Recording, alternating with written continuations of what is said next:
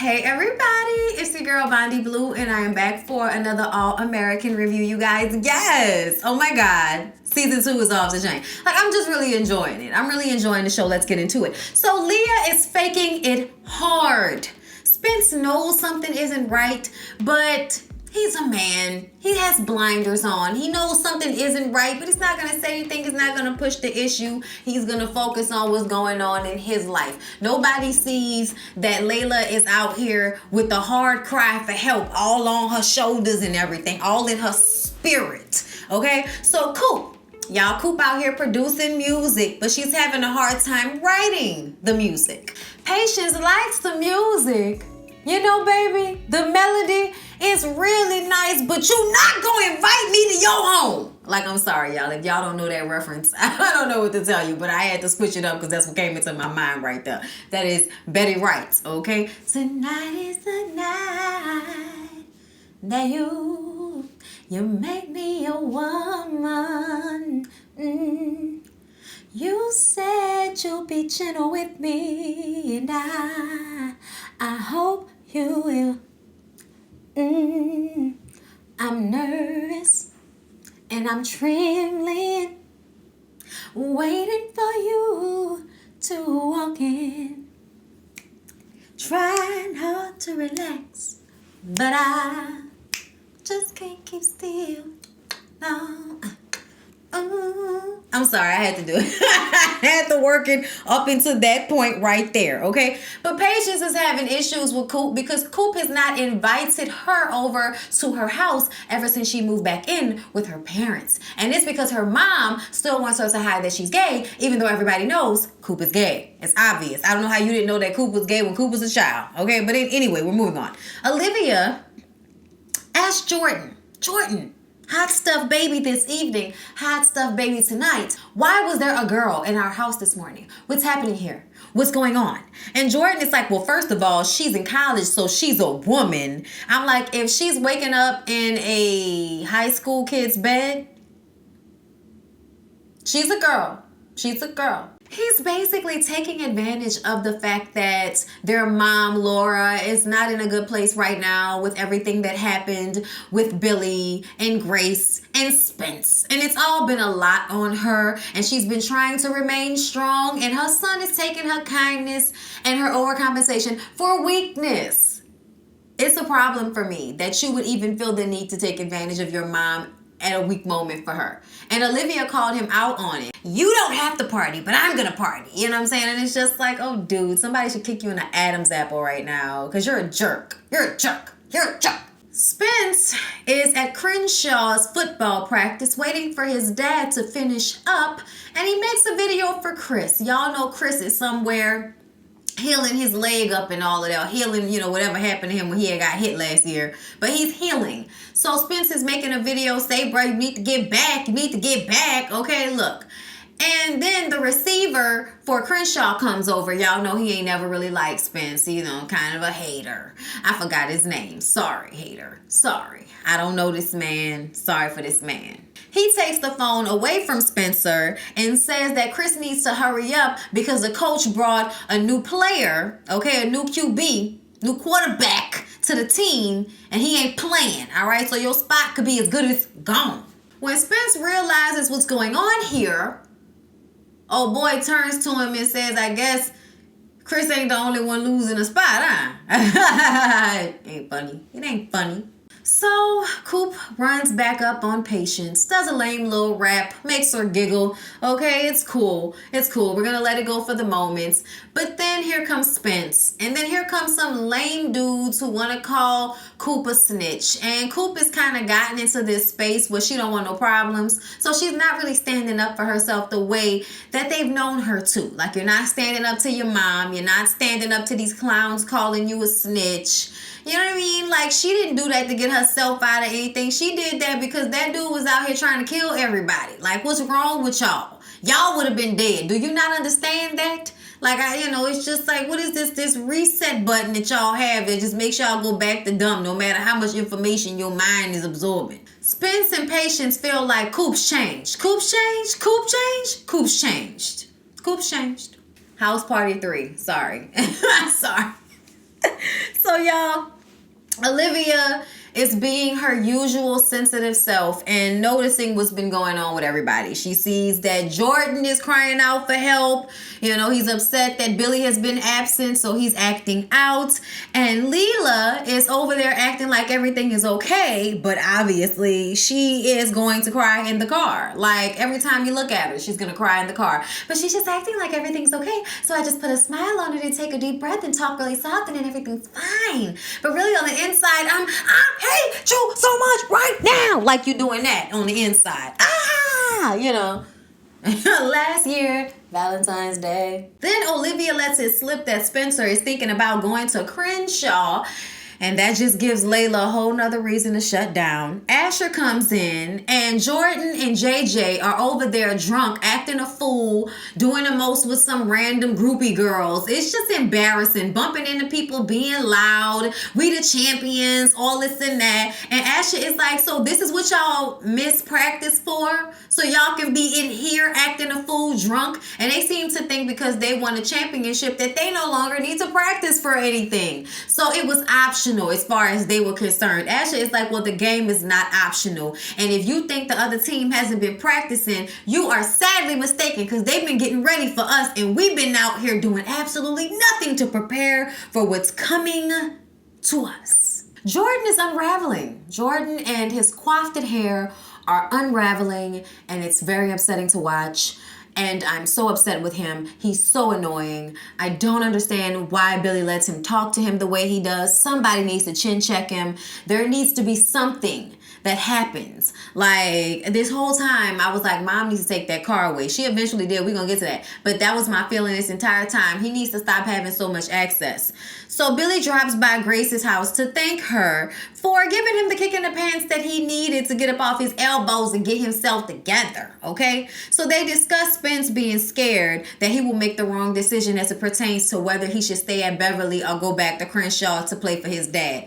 I feel like you need to leave your dad wherever he at and stay at Beverly Hills. You went to Beverly Hills not just because of the football, but also because of the education. Stay where you at, graduate from Beverly, and work on a relationship with your dad in another way. But you definitely don't need to have him be your coach, because there's a lack of disrespect there. Rightfully so, but that's why he can't be your coach. That's why he can't be your coach. That's why it's so hard for Jordan to listen to his dad, whether it's in the father capacity or the coach capacity, because he feeling some type of way. That's why you can't mess up, man. You cannot mess up to this proportion in front of your kids, because they will use it to their advantage to get away with murder. Look at Jordan. Billy tells Grace that he booked the flight for his dad, but his dad didn't get on the plane. And Grace tells him that he needs to fix things with Jordan. Okay, that's what he needs to be focusing on.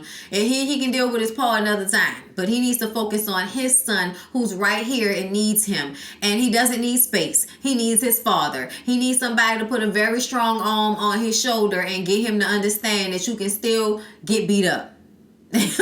Sorry, you can still get beat up. Spence and Coop goes to a little spot to hang out, and the receiver from Crenshaw walks up with Darnell. And Darnell is from Nevada.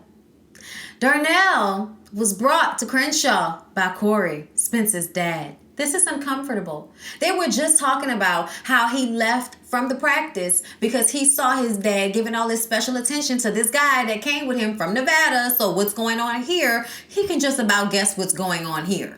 Crenshaw's receiver is all out for self, and it's like, thank you for the update. We knew that already. So he's not really worried about Chris's spot being stolen. So back at the little restaurant that Spencer works at, you know, Jordan and JJ are still there drunk acting a fool. One of the waiters who's trying to clean up the table sees Jordan pouring liquor into his drink and tells him that they need to get out of here with that. And he's like, look, nobody's bothering. We're not bothering anyone. Nobody has a problem with us. And the waiter is like, actually, many people have complained. Y'all are being a nuisance. Y'all are loud and y'all are disrupting the vibe in here. Okay? And so he turns around and says, well, if anybody has a problem with us, then they need to say it to our faces. So one of these older guys is like, I got a problem with it. You acting like a little jerk. Don't nobody care that you won no championship. And he was like, well, your girl was just DMing me. So if she want to come over here to my table, we got a spot for her. I'm like, y'all are like in a cafe. Like, if you don't stop acting like this the club, I don't even understand what's happening right now. Jordan, you are not in a club, son. That's not where you at. You are in a whole cafe. Don't even look like they got a liquor license in there. What are you talking about? I cannot. He gonna tell a waiter that, you know, how many times do y'all get state champions in here? And he's like, Spencer works here. What are you talking about? Spencer works here. So we have a state champion working here, and he doesn't act like this. So once Jordan came at that dude about his old lady, the dude punched him in his face, and then JJ tackles him, and then he kind of jumped the guy, and so obviously they get kicked out of the restaurant, and the police are called, and Laura has to come and save the day. It's very embarrassing. And then Billy shows up, and Billy wants to know why she didn't call him. She said that's because she's got it handled. And I'm like, girl, you do not have it handled. When they turn around, JJ and Jordan have disappeared. So no, you don't have it under control. That boy needs his daddy. There are some things that you're just not going to be able to handle the same way. Y'all need to tag team. You don't need to just be one of y'all. It needs to be a tag team situation with Jordan, because he's taking advantage because Billy isn't there. Coop is doing a Surface Pro commercial while working on her music, and her mom comes outside and says some ignorant stuff about how the lyrics don't matter. Okay, all that matters is how the song makes you feel. And I'm like, the last time I checked, the lyrics have something to do with how the song makes me feel, but I'm an old school head, you know what I'm saying? So whatever. Coop tells her how she can't seem to find the words, but Patience offered to come over to the house later and help her write some music. And her mom says that that's not a good time because she's having her church group over, and we don't want to push your homosexuality in their face by having you guys in the room together, because if we didn't know that you guys were gay, we would assume you were friends and then it would be fine. This is stupid. Just how I feel. It's stupid. It's stupid. Leela shows up to Spencer's house. She's waiting outside for him to ask him why he was not honest with her about his intentions to go to Crenshaw. And he said he never intended to talk about it with anybody, really. But, you know, it kind of slipped out with Olivia. But he hasn't made a decision, so he didn't want to talk to her about it until he knew what he wanted to do. She's upset about that. She says from now on, she's going to stop worrying about him because he's not worrying about her feelings. So she's just going to worry about herself from here on out. And I'm like, oh, Layla, you unraveling too, huh, hun? I'm just so upset because there's nobody there for her. And her dad is trash. Like, I feel like people should be able to call CPS on you when you leave your child for months and months and months and months after. You know what I'm saying? Like, just there's no thought whatsoever for how she could be feeling after everything she's been through. Oh, that daddy's so trash, I can't stand him. He's so trash. So trash. Olivia finds Asher at the gym, and he's putting in that work, okay? Because he messed up his profile last year with, you know, all of that mess that he got himself into. So he now has to dig himself out of the hole that he put himself in. She thought that Jordan would be there because Jordan's missing and Laura is looking for him, and she is on a rampage. So Olivia thought that maybe if she got her brother beforehand, it would kind of cut some of that, but he's not there. And Asher just talks about how right now one of his only options is community college or junior college, and that's not what he wants to do. So he's got to, you know, pump it up. He doesn't have time to let the other players' foolishness get in the way of his future. Spence goes over to Corey's to talk about Chris's spot and the new kid that he's putting in Chris's spot. And I'm like, I mean, really, Spence, you kind of overstepping. This ain't got nothing to do with you. This happens all the time. Y'all got to stop thinking that y'all got rights on something. It's a position on a high school football team. If he gets hurt and he can't play, he has to be replaced. That's it. That's it. That's all. Okay. His dad calls Darnell out, and he explains that Darnell is his ex-girlfriend's son, and they were living together in Nevada. Darnell apologizes for the way he came at Spencer earlier, and I'm just like, yeah, whatever. Okay, talking about, you know, if I had known who you were, I wouldn't have, you know, played you like that. Yeah, whatever. Okay, whatever. But back to Corey.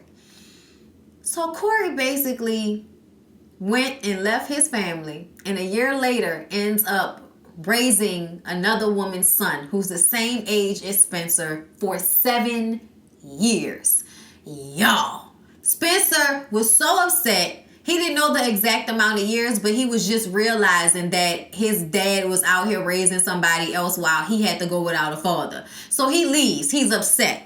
So y'all, it's game day. And nobody's head is in the game. And Jordan and JJ are rejoicing that they can continue to get away with the foolishness. Spence comes in on the phone trying to get in touch with Layla. And Asher tries to get the team's head in the game, give y'all a little pep speech, something to help y'all out, okay? And as soon as he says, come on, y'all, let's be so loud that Coach can hear us in Hawaii. Because if for some reason everybody thinks that Billy is in Hawaii right now instead of, in Crenshaw sleeping on his dad's sofa drunk. So when they big up the coach, Jordan busts out, man, don't nobody need Billy. Don't nobody need him, okay? You know where he is?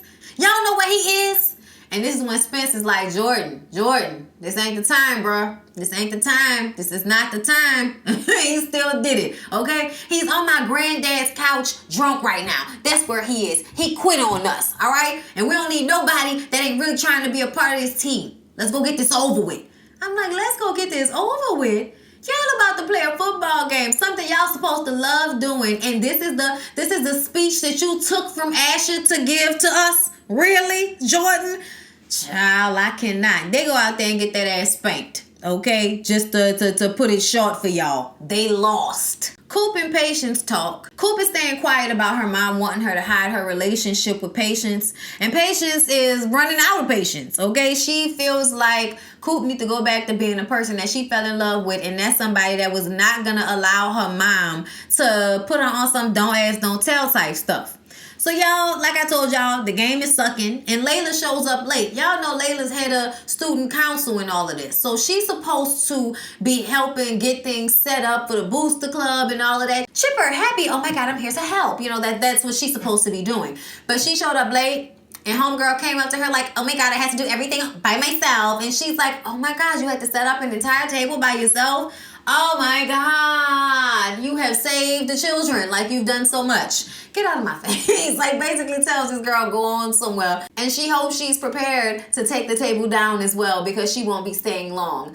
And then the principal says, hey Layla, you had a perfect record before yesterday. You didn't show up for class. What's going on? And Layla is like, I'm not perfect. I have bad days just like everybody else. Can I go now? And the principal is like, no, I want you to know that if you need somebody to talk to, you can always talk to me or one of the counselors at school. And she's like, look, I'm fine, all right? I'm just having a bad day. Well, while she's having this conversation, which is rather disrespectful, I'm just saying, she was being rather rude to the principal, but I understood. I was kind of annoyed by the principal as well, but he has to do his job. He don't know what's going on, okay? But Spencer is noticing all of this. So when the ball is thrown at him, he wasn't paying attention. Fumble-rooski. After they finish losing, Billy is in the stands scowling. Okay, he goes down into the locker room after the game is over and said he coming back. He's sorry that he left. My bad. I was going through some personal things and I had to work it out. But if y'all thought that because y'all won a championship that y'all didn't have to work, y'all got the game messed up. Okay? And we're going to start back on 2-a-days tomorrow. And it's not optional. I'll see y'all at practice. And I hope y'all have had y'all feel of losing. So then Billy tries to get Jordan to come and talk to him. And he was like, you can save your speeches for the team. They yanked him up so much. I'm not asking you. Come talk to me. So y'all, Leela is zoning out at a student council meeting. She's just really not paying attention to what's going on. And when she comes out of her haze, she decides to quit. Y'all can have it. I'm bored. I'm done. I'm out of here. Peace. Arrivederci. Ciao bella. Laura puts the hammer down on Jordan. I was so grateful. She gave him a flip phone, took his car keys, and told him to stop playing with her. Okay? He's like, oh my God, so dad leaves and now I'm the one being punished? Say, bro, don't play with me like that. No. Don't. That's what she said. But I'm saying it the way I would say it, okay? She told him, don't play with me. I know you're struggling, but you're not the only one. Okay? So from now on, it's school, football practice, home. That's it. Do you understand me? Okay, get out of my face. Spence tells Grace about Corey and his, little adoptive son Darnell that he didn't brought here to play football for Crenshaw. Grace didn't know. Spence is back to square one with Corey. This really knocked the wind out of their sails. And then Corey comes knocking on the door wanting to explain. And Spence asks how long did he live with Darnell. And he said 7 years, and Spence said, so you replaced us. I was wondering why you never came back for your wife and your kids, and it's because you had replaced us. And the tears in his eyes, y'all. Oh my God, I hate Corey. I hate Corey. I can't stand Corey. Oh my God, this hurt my heart. I can't stand him. How could you do this to Spencer? What is wrong with you? Why would you bring him here? Don't he have a daddy? Oh my God. Like, Gray says it's time for him to go. So he had to leave. Coop finally starts writing some music, and Patience leaves a message on her phone saying that she doesn't want her living don't ask, don't tell type of life because she know that's not her style. And then Coop goes and turns that into a song, and she lets her mom listen to it. And there's a line in there where she's like, if I kill myself, would it matter that I didn't wear a skirt? You know what I'm saying? Like, would it matter that I wasn't the feminine girl you wanted me to be if I wasn't here anymore because I couldn't take not being able to be myself? You know what I'm saying? Real questions here, Mom. And so when Mom took the earphones off, she was like, well, I guess the words do matter. And she said she's going to try to get better at accepting it because she doesn't want the relationship between them to be like that. So I was appreciative of that. But it's like, please get past it. Please, can we hurry up and get past it? Lord have mercy. Billy calls Jordan to his office and tells him that he's not going anywhere. So he can act like a jerk all he wants to, but his daddy ain't going nowhere. And it's like, Jordan, you witnessed your dad make a mistake. Shocker. And I know, you're talking that mess. Well, I never thought you were perfect. Then why are you acting like somebody, stole your puppy from you? Somebody stole your bike. Like, give me a break, son. Like, it's the realization, and it's setting, and it's hard, and it's difficult, and it's something that affects y'all family dynamic, and that is granted. But that does not give you or anybody else the right to disrespect your dad. It doesn't mean that you disrespecting your dad is okay. Regardless of him being a trash husband to your mother, he is a good father to you, okay? And he takes care of you. He's also your coach. So it just will behoove you to not be so much of a jerk to everybody. And look at you, how you treat your mama. How you treat your mama like that? Oh, Lord. So, y'all, Leela is at home telling herself that she's okay, crying. And Spencer calls. So she meets Spencer. And, y'all, this girl is so messed up right now. She tries to come at Spencer from like a sex standpoint. Like, that's what she wants to do. She doesn't want to talk because he's been talking about the situation with Darnell and Corey and everything. And she says that they're good, but it doesn't feel that way because she tells him the truth about how she's staying in a hotel. So it doesn't matter what time she has to go back home. She's staying in a hotel by herself. Her dad never came home. And she lied about it because she didn't want to deal with it. Just like he didn't want to deal with whether he was going to go to Crenshaw or not. She didn't want to deal with that. So that's why she didn't say anything. But see, I feel like that was some catchback, but that was so not fair. Because it's almost like, you've been actively lying and hiding things, and you're mad at him because he was mulling something over before he brought it up to you. Like, it just seems messed up. But she's in such a weird place. And I feel so bad that girl has nobody to go home to every day. Every day she's going home by herself. She's a teenager. Do y'all remember what it was like to be a teenager? Like, your emotions are all over the place. And to never have someone there for you, that is sad. So she just walks off. He didn't ruin the moment for her. But y'all, it's sad what's going on with Leela. And I'm just scared that it's going to take some overdose or something like that in order for people to realize what's going on with her. But anyway, that was All American. I hope y'all enjoyed the review. Please don't forget to like, comment, and subscribe to my channel if you have not already. I love y'all. I'll see y'all on the next one. Peace out.